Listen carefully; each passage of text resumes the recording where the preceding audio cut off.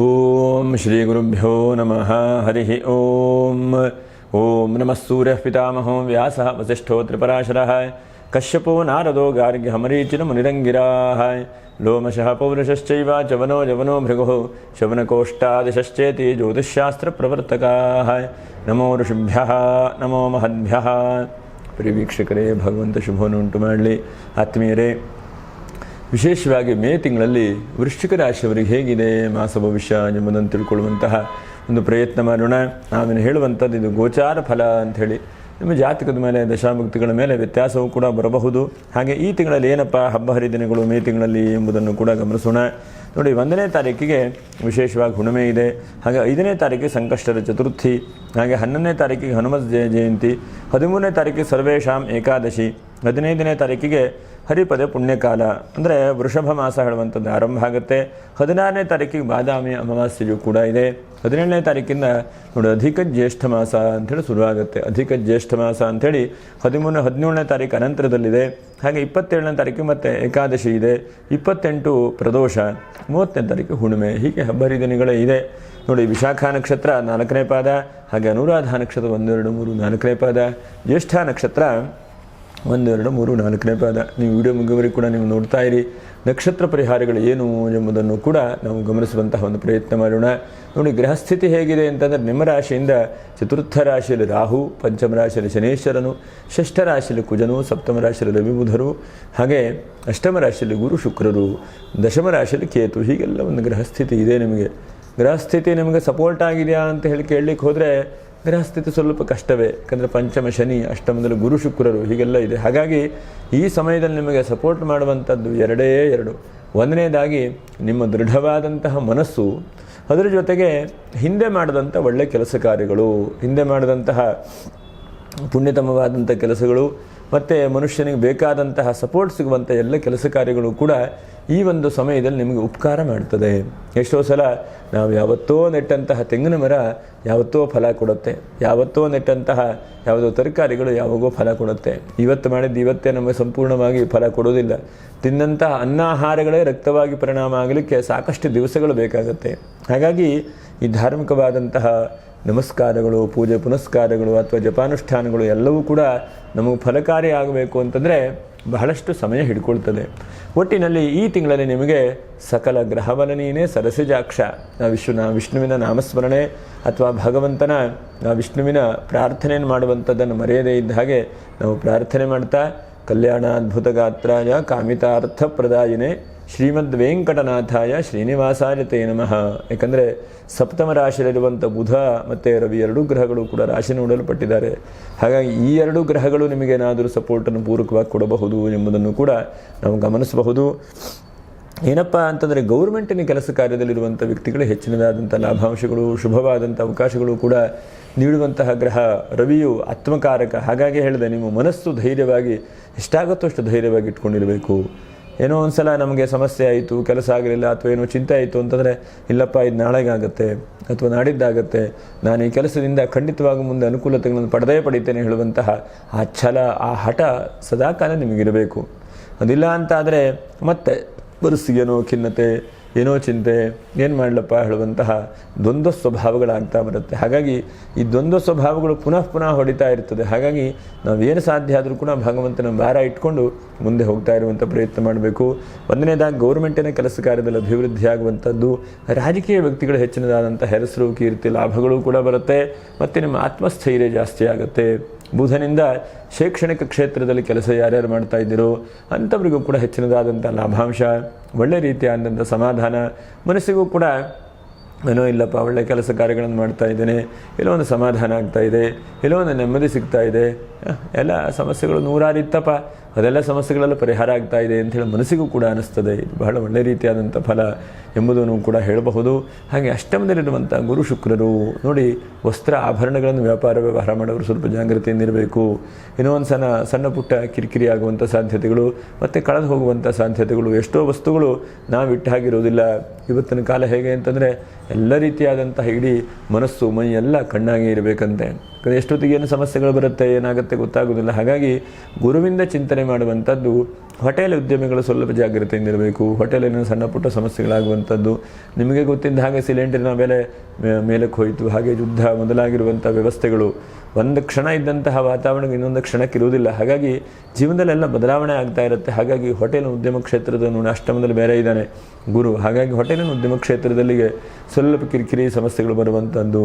ಮತ್ತು ಏನಾದರೂ ಕೂಡ ವಾಹನದ ವ್ಯವಸ್ಥೆಯಲ್ಲಿ ನಿಮ್ಮದೇನಾದರೂ ಟ್ರಾವೆಲ್ಸ್ ಇಟ್ಕೊಂಡಿದ್ದೀರಿ, ಏಜೆನ್ಸಿ ಇಟ್ಕೊಂಡಿದ್ದೀರಿ ಅಂತಂದರೆ ಸಣ್ಣ ಪುಟ್ಟ ಕಿರಿಕಿರಿ ಬರುವಂಥ ಸಾಧ್ಯತೆಗಳಿದ್ದಾವೆ ವಾಹನದಲ್ಲಿ. ಹಾಗಾಗಿ ಸ್ವಲ್ಪ ಜಾಗ್ರತೆ ವಹಿಸ್ಕೊಳ್ಬೇಕು. ವಾಹನದಲ್ಲಿ ಏನೋ ಒಂದು ಸಣ್ಣ ಪುಟ್ಟ ಸಮಸ್ಯೆಗಳು ಬರಬಹುದು. ಎಷ್ಟೋ ಸಲ ನಾವೆಲ್ಲ ಒಳ್ಳೆ ಕೆಲಸ ಮಾಡ್ತಾ ಇರ್ತೇವೆ, ನಾವೆಲ್ಲ ಒಳ್ಳೆಯದನ್ನು ನೋಡ್ತಾ ಇರ್ತೇವೆ, ಆದರೂ ಕೂಡ ವಾಹನದಲ್ಲೋ ಬೇರೆ ಬೇರೆ ವಿಷಯದಲ್ಲೋ ಸಮಸ್ಯೆಗಳು ಪುನಃ ಬರ್ತಾ ಇರ್ತದೆ. ಹಾಗಾಗಿ ಆ ಸಮಸ್ಯೆಗಳ ಪರಿಹಾರಕ್ಕೆ ಏನು ಮಾಡಬೇಕು?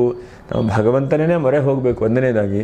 ಎರಡನೇದಾಗಿ ಎಷ್ಟು ಸಾಧ್ಯ ಆಗುತ್ತೋ ಅಷ್ಟು ನಮ್ಮ ಮನುಷ್ಯ ಪ್ರಯತ್ನವನ್ನು ನಿರಂತರವಾಗಿ ಮಾಡ್ತಾ ಇರಬೇಕು. ಮನುಷ್ಯ ಪ್ರಯತ್ನ ಇಲ್ಲ ಅಂತಂದರೆ ಯಾವುದೂ ಆಗುವುದಿಲ್ಲ. ಹಾಗಾಗಿ ನಿರಂತರವಾದಂಥ ಮನುಷ್ಯ ಪ್ರಯತ್ನ, ನಿರಂತರವಾದಂತಹ ಏನು ಹೇಳ್ತಾರೆ ಅಂತೇಳಿ ಇವತ್ತು ಮಾಡಿದ ನಾಳೆಗೆ ಬಿಡುವಂಥದ್ದೆಲ್ಲ ಎಲ್ಲ ಕೆಲಸಕ್ಕೂ ಕೂಡ ಹಾಗಾಗಿ ಪ್ರಯತ್ನ ಜಾಸ್ತಿ ಮಾಡ್ತಾ ಇರಿ. ಶೈಕ್ಷಣಿಕ ಕ್ಷೇತ್ರದಲ್ಲಿದ್ದವರು ಎಲ್ಲೋ ಒಂದು ಕಡೆ ಲಾಭಾಂಶಗಳು ಆಗುವಂಥ ಸಾಧ್ಯತೆಗಳು. ಯಾಕಂದರೆ ಸ್ಕೂಲು ಕಾಲೇಜು ಬಹಳಷ್ಟು ಜನ ದೊಡ್ಡ ದೊಡ್ಡ ವ್ಯಕ್ತಿಗಳು ನಡೆಸ್ತಾ ಇದ್ದೀರಿ, ನಿಮಗೆ ಸಪೋರ್ಟ್ ಸಿಗುವಂಥ ಚಾನ್ಸಸ್ ಇದೆ.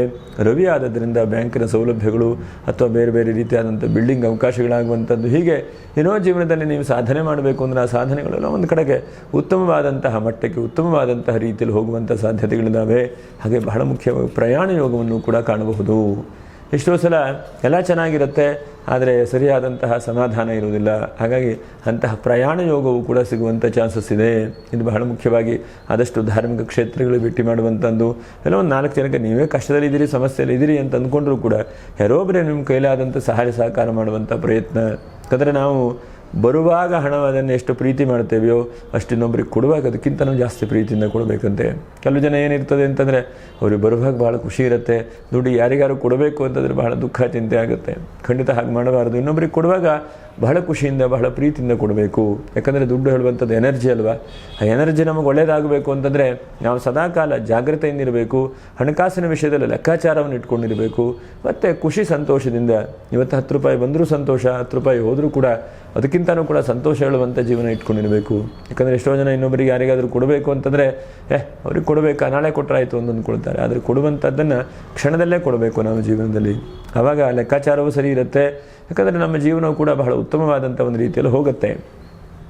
ಇನ್ನು 11ನೇ ತಾರೀಕು ಮತ್ತು 14ನೇ ತಾರೀಕಲ್ಲಿ ಒಂಚೂರು ಬದಲಾವಣೆ ಆಗುವಂಥ ಸಾಧ್ಯತೆಗಳಿದ್ದಾವೆ. ಅದು ಏನೇನು ಅಂತಂದರೆ ನೋಡಿ, ವೃಷಭ ರಾಶಿಗೆ ಬರುವಂತಹ ಬುಧನು ನಿಮ್ಮ ಎಜುಕೇಷನ್ ವಿಷಯದಲ್ಲಿ ಏನೋ ಒಂದು ಹೊಸತಾದಂಥದ್ದನ್ನು ಕೊಡ್ತಾನೆ. ಮತ್ತು ಕೆಲವು ಜನ ಉದ್ಯೋಗ ಕಳ್ಕೊಂಡಂತಹ ವ್ಯಕ್ತಿಗಳಿಗೆ ಸ್ವಲ್ಪ ಬುಧನಿಂದ ಏನಾದರೂ ಉದ್ಯೋಗ ಸಿಗುವಂಥ ಚಾನ್ಸಸ್ ಇದೆ. ಎಷ್ಟೋ ಜನ ಉದ್ಯೋಗ ಕಳ್ಕೊಂಡು ಅಥವಾ ಬಿಸ್ನೆಸ್ ಮಾಡಿ ಲಾಸ್ ಆಗಿ 15 ದಿವಸ ಬಹಳ ಚೆನ್ನಾಗಿ ಬಿಸ್ನೆಸ್ ಆಗ್ತಾ ಇರುತ್ತೆ, 15 ದಿವಸ ಏನೂ ಬಿಸ್ನೆಸ್ ಇಲ್ಲ, ಏನು ಮಾಡಬೇಕು ಆಳುವಂಥ ಒಂದು ಚಿಂತೆ ಬಹಳಷ್ಟು ಕಾಡ್ತಾ ಇರುತ್ತೆ. ಇಂಥ ವ್ಯಕ್ತಿಗಳಿಗೆ ಎಲ್ಲೋ ಒಂದು ಕಡೆಗೆ ಸಮಾಧಾನ, ಎಲ್ಲೋ ಒಂದು ಕಡೆಗೆ ಅನುಕೂಲತೆಗಳು ಸಿಗುವಂಥ ಚಾನ್ಸಸ್ ಇದೆ 15ನೇ ತಾರೀಕು ಅನಂತರದಲ್ಲಿ. ಇಮಿಡಿಯೇಟಾಗಿ ಆಗದೇ ಇದ್ದರೂ ಕೂಡ ವೃಷಭ ರಾಶಿಗೆ ಶುಕ್ರನ ರಾಶಿಗೆ ಬುಧನು ಒಂದು ಪರಿವರ್ತನೆ ಆದ ಅನಂತರದಲ್ಲಿ ನಿಮಗೆ ಉದ್ಯೋಗದಲ್ಲಿ ಅಭಿವೃದ್ಧಿ ಆಗುವಂಥ ಚಾನ್ಸಸ್ ಇದೆ. ಇನ್ನೊಂದು 5 ವಿಷಯದಲ್ಲಿ ಸ್ವಲ್ಪ ಚೂರು ಜಾಗ್ರತೆ ವಹಿಸ್ಕೊಳ್ಳಿ. ಒಂದನೇದಾಗಿ ನಿಮ್ಮ ವೈಯಕ್ತಿಕವಾದಂಥ ಕುಟುಂಬ.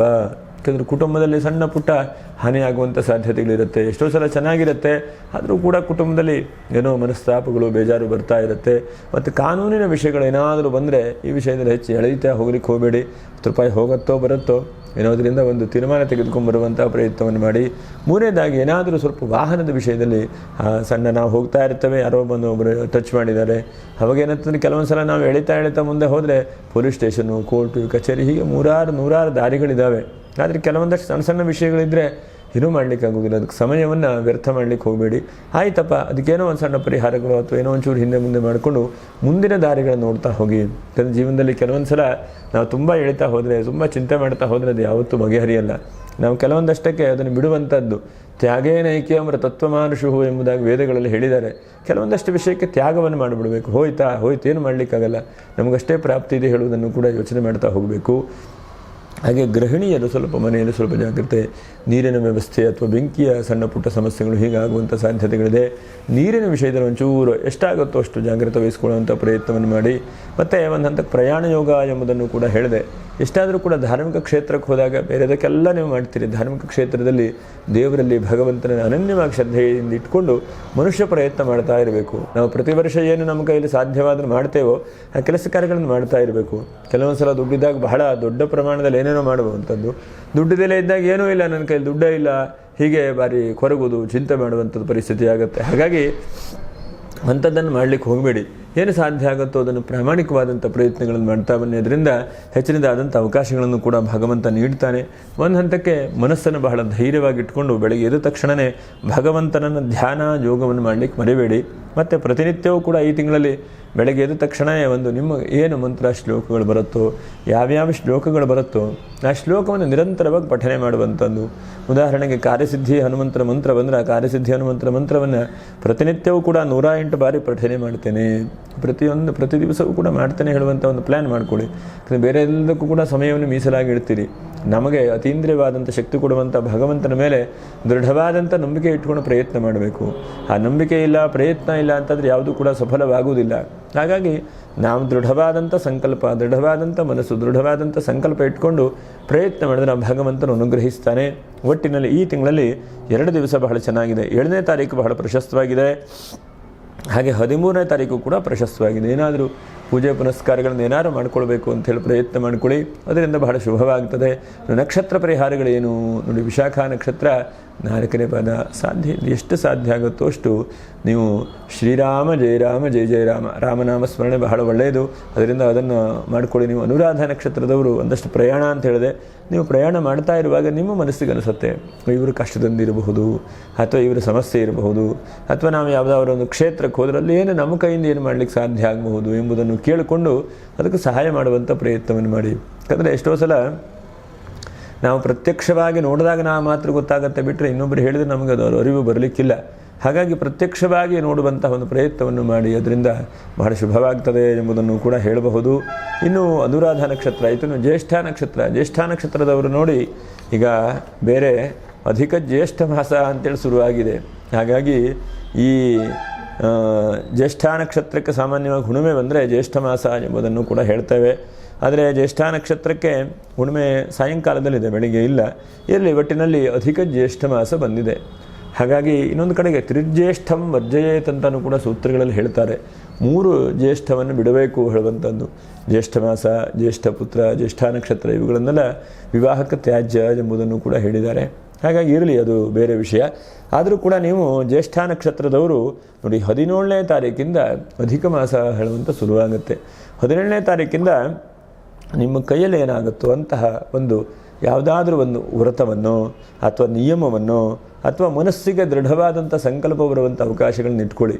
ಏನೋ ನನ್ನ ಕೈಯಲ್ಲಿ ಇದು ಮಾಡಲಿಕ್ಕೆ ಸಾಧ್ಯ ಆಗುತ್ತೆ, ಏನೂ ಇಲ್ಲ, ಬಹಳ ಸುಲಭವಾದ್ದು ಅಂತಂದರೆ ಇವತ್ತು ನಾನು ₹1 ತೆಗೆದಿಡ್ತೇನೆ ದೇವರಿಗೆ, ಎಲ್ಲೋ ಒಂದು ಭಗವಂತನನ್ನು ಗುರುಗಳನ್ನು ಪ್ರಾರ್ಥನೆ ಮಾಡಿ ತೆಗೆದಿಡ್ತೇನೆ. ನಾಳೆ ₹2 ತೆಗೆದಿಡ್ತೇನೆ, ನಾಡಿದ್ದು ₹3 ತೆಗೆದಿಡ್ತೇನೆ. ಹೀಗೆ ಈ ಥರ ಏಕೋತ್ತರ ವಾರ ವೃದ್ಧಿ ಒಂದು ಕ್ರಮದಲ್ಲಿ ನಿಮ್ಮ ಕೈಲಾದಂತಹದ್ದೇನಾದರೂ ಮಾಡಿ. ಅಥವಾ ಇವತ್ತು ಅರಳಿ ಮರಕ್ಕೆ 1 ಪ್ರದಕ್ಷಿಣೆ ಮಾಡ್ತೇನೆ, ನಾಳೆ 2 ಪ್ರದಕ್ಷಿಣೆ ಮಾಡ್ತೇನೆ. ಹೀಗೆ ಈ ಥರ 30 ದಿವಸ ಇರುತ್ತೆ ಅಧಿಕ ಮಾಸ. ಹಾಗಾಗಿ ಅಧಿಕ ಮಾಸದಲ್ಲಿ ಏನಾದರೂ ಒಂದು ಏಕೋತ್ತರ ವಾರ ವೃದ್ಧಿ ಕ್ರಮದಲ್ಲಿ ಏನಾದರೂ ಒಂದು ಪ್ರಾರ್ಥನೆ ಮಾಡಿಕೊಡಿ. ಯಾಕಂದರೆ ಅದರಿಂದ ಏನಾಗುತ್ತೆ, ಬಹಳ ಶುಭವಾಗುತ್ತೆ. ನಿಮ್ಮ ನಕ್ಷತ್ರಕ್ಕೂ ಸಪೋರ್ಟ್ ಸಿಗುತ್ತೆ, ಮತ್ತು ಕಷ್ಟ ನಷ್ಟ ಸಮಸ್ಯೆಗಳಿಗೂ ಕೂಡ ಸಮಸ್ಯೆ ಸಿಗುತ್ತೆ. ಅದರ ಜೊತೆಗೆ ಏನು ನಿಮ್ಮ ಕೈಲಾಗುತ್ತೋ ಅದನ್ನು ಪ್ರಯತ್ನ ಮಾಡಿ.